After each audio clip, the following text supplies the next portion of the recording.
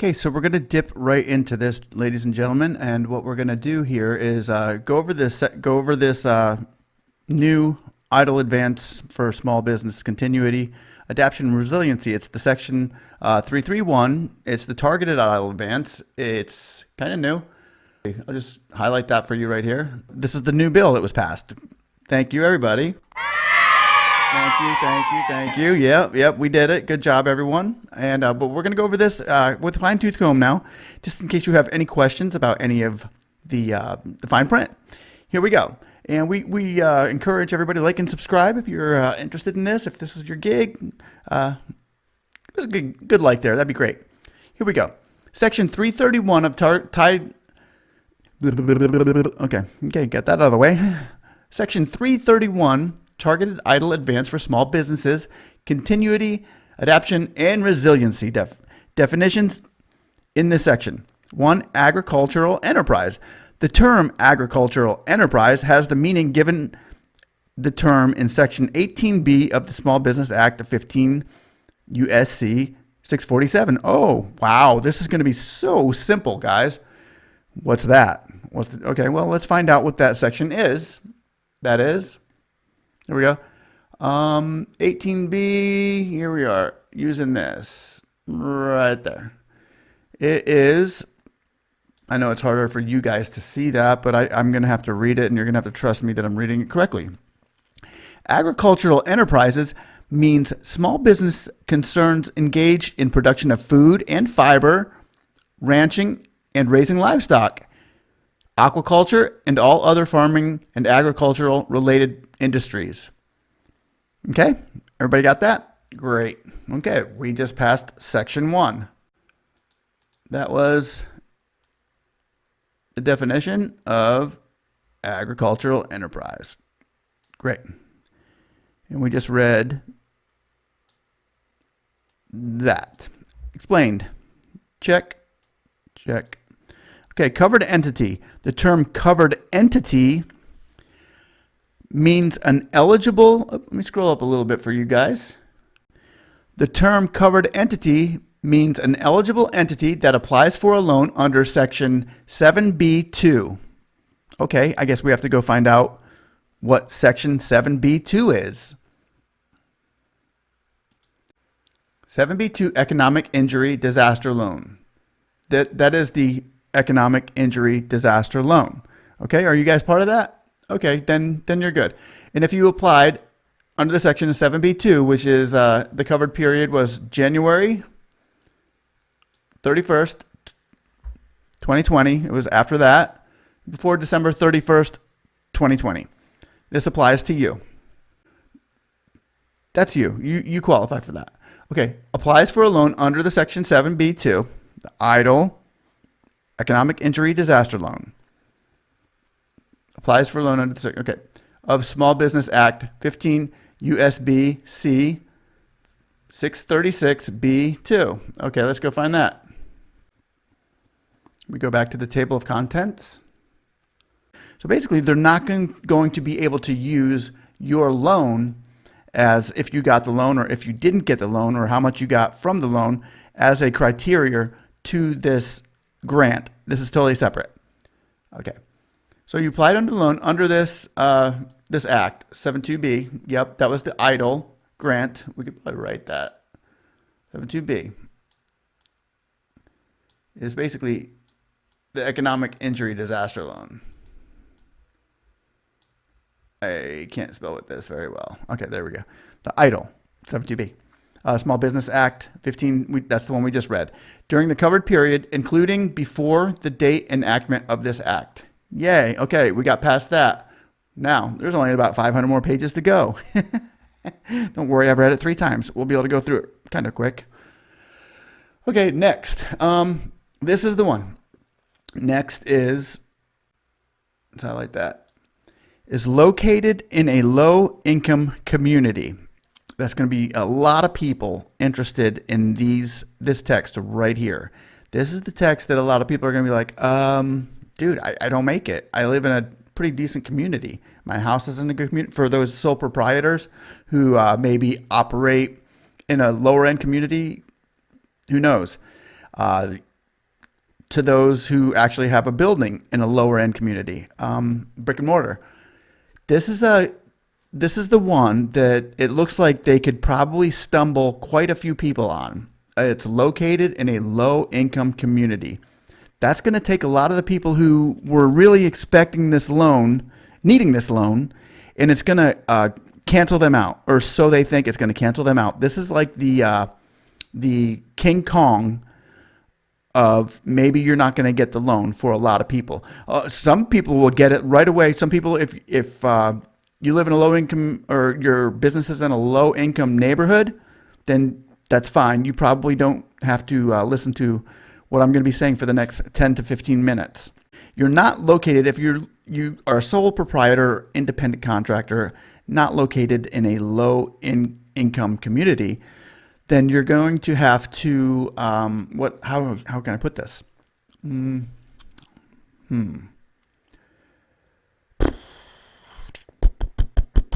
How should I put this without getting anybody in trouble? Legally, how would you go about doing this? That's the key. Legally, we got to stay between the lines. The lines are our friends. Dang. Okay. I think light bulb. Okay. Here we go. So it says it's located in a low. Okay. You got to be located in a low income community. Does this mean that you need to be in the ghetto? Well, I think there's something. Okay. So located in. I'm going to highlight that just for now, because I got to come back to there. Take my highlighter off. Okay, because I think I saw down here, further, a few pages down. Okay, here we go. Where they actually describe here the low income community, the term low income community has the meaning given term in section 45DE of the IRC Code of 1986. So here we go, guys. If you don't have to dive this deep, then just skip past this point. But there's people out there that need to know what the major companies are doing out there for this 45DE. For the low income, if you're not living in a low income and you are, say, a sole proprietor or a independent contractor, let me go over a few things about this real vividly, but quickly, so you kind of understand. Okay, more than 75% of all state businesses are sole proprietors. Examples include writers and consultants and local restaurants, shops, and home-based businesses. So that's a lot of those people don't live in a low-income area, but they are, they are businesses. So this is kind of a trying to get you out of this for a lot of people. Let me also show you this as well. This is considered low-income housing. So low-income housing, say this is, I'm in the California page right now. I don't live in California per se, but you may have to go to your own page. But there are a few ways to go and put yourself in the low-income area. Here we go, because it could be a financial area. It could be a low-income within a community that's like a financial low-income as well. So here, that's one. If you're one person, two people, or three, it's all there. But there's different ways to go about this. But we're going to go into just to show you that's a key that you guys might want to use later. You can go online and find low income areas as far as finances go as well. Because do you go and fit into that area, community? So we're going to dig a little deeper into this, because this is really the grayest area that they've put into this new bill, and it's gonna throw a lot of people off, and I'm trying to put you back on track with it, okay?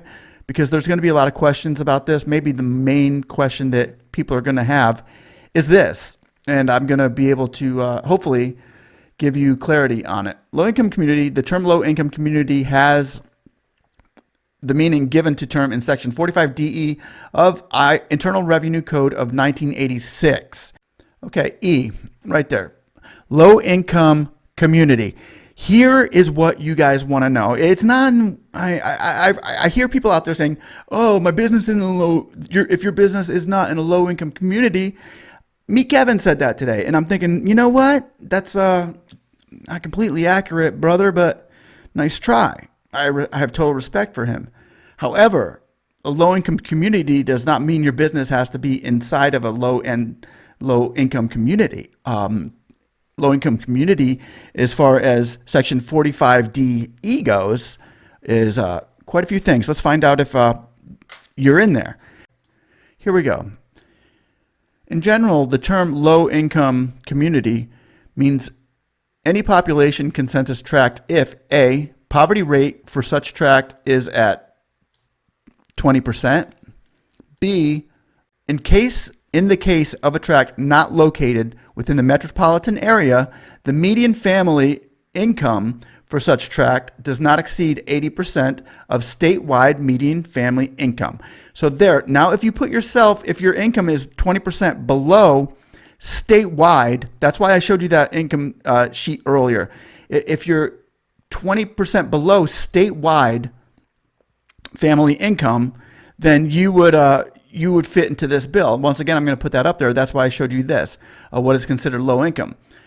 63,000, 72,000, 81,000. This is California. You'll have to find your own state. But I'm just saying, here's where we're trying to figure out a way to get you fitting inside that area. And I'm just trying to do this for those that are going to have questions. That's all. Let's move forward. In case of the tract located within a metropolitan area, the median family income for such tract does not exceed 80% of greater statewide median family income or metropolitan area in that median family. Okay, so if you're not located in a poor area, then you can go by your finances. Okay, and here we go. Subparagraph B shall be applied using possession median family income in the case of census tracts located within possession of the United States. Oh, yeah. This is only for United States citizens, to let you know. 2. Targeted populations. The Secretary shall prescribe regulations under which one or more targeted populations within the meaning of Section 10320 of the Regal Community Development and Regulatory Improvement Act of 1994. Notice that's 1994. But we can go there too. I'm going to write that down. And maybe have to go there for somebody that's in a different kind of area. That's what I'm saying.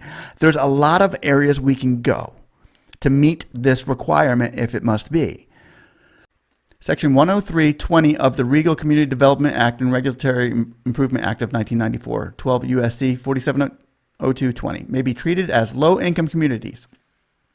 So we got to find out what that act is as well, because that's treated as a low-income community. This is what I mean, guys. This goes deep, okay? Okay. Keep a smile on that face. Keep a smile on your face. Make the world a better place. A smile on the face is what you want to do, is what you want to... Okay, that was good. Moving on. Such regulations shall include procedures for determining which entities are qualified active low-income community businesses with respect to such populations. So that goes to show me, I think that's more of a population clause again.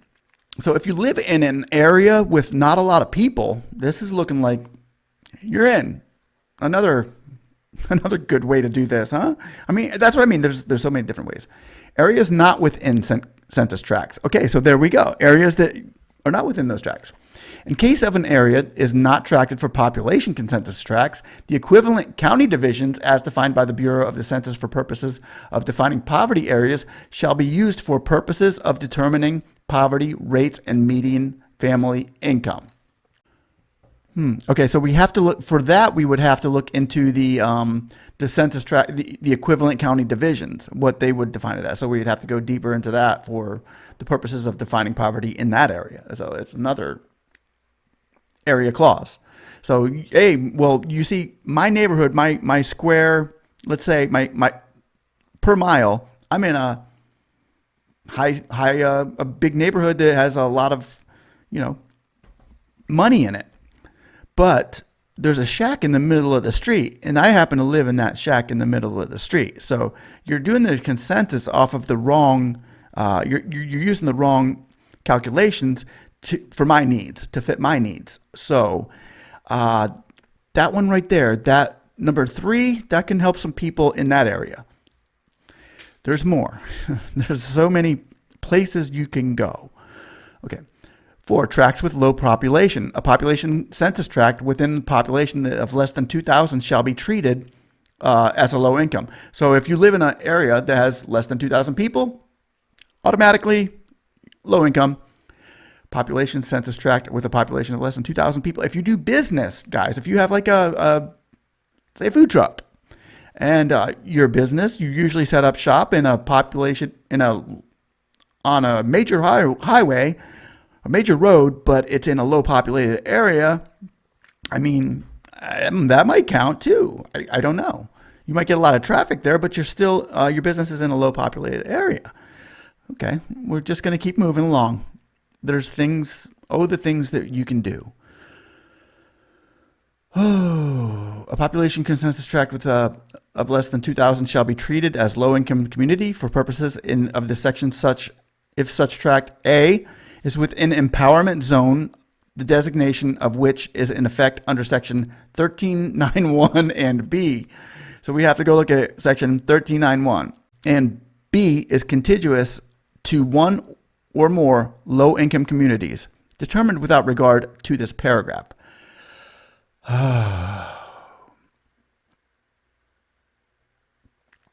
That was long, and that wasn't even, that was just, guys, what we just read there, that's big right there. B is contiguous to one or more low-income communities determined without regard of this paragraph. So within an empowerment zone of designation, which is in effect under, so we have to go read section 1391. I'm not going to go read that right now. Okay, we still have to move along with this, but 1391 is probably just another place that we could go to find out if we needed more ammunition to put ourselves in the low income community. So what we just read there is where am I at? 2186. What we just read there was section 45D of the IRC code of 1986. And that brought us into the IRC code of 1994, which then shoots us over to another code of 1391.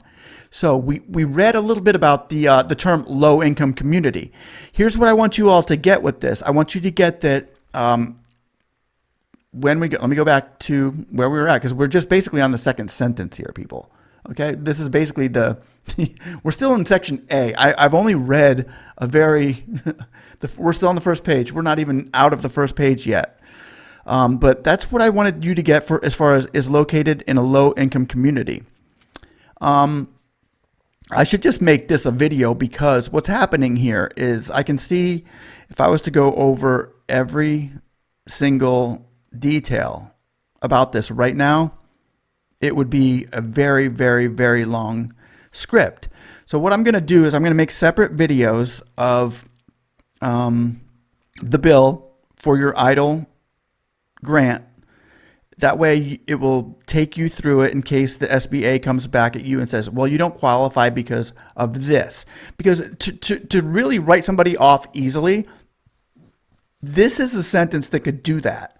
But it's going to be a sentence that can do that to people other than you.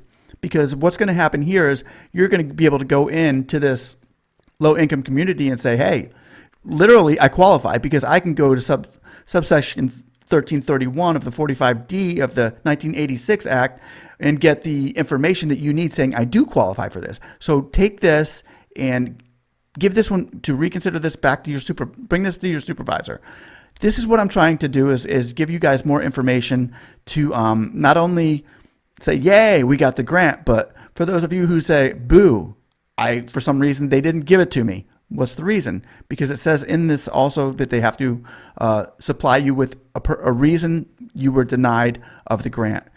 With that, I am going to be giving you ammunition for the reasons that you were denied to be undenied so that you can get your loan. I'm sorry, so you can get your grant. Hopefully this information here was helpful to you. It just took us past, I can't believe we only just did the first requirement here. Actually, we did two. The first, this one here is the one that gets me. This is the one that's probably going to get most people. It's going to be located in low income community. What? Huh? What? I don't qualify. Yeah, you probably do. Anyway, guys, thanks for watching. There's going to be more. If you have any questions, I'll try to get to you. I get so many questions every day. I can't get to all of them. I try to get to the ones that have the most. And sometimes I can hit once in a while the person that had that unique question as well. Like and subscribe, and thanks for watching. I hope this helps. Have a blessed night or day, whatever it is. Be blessed. Bye-bye.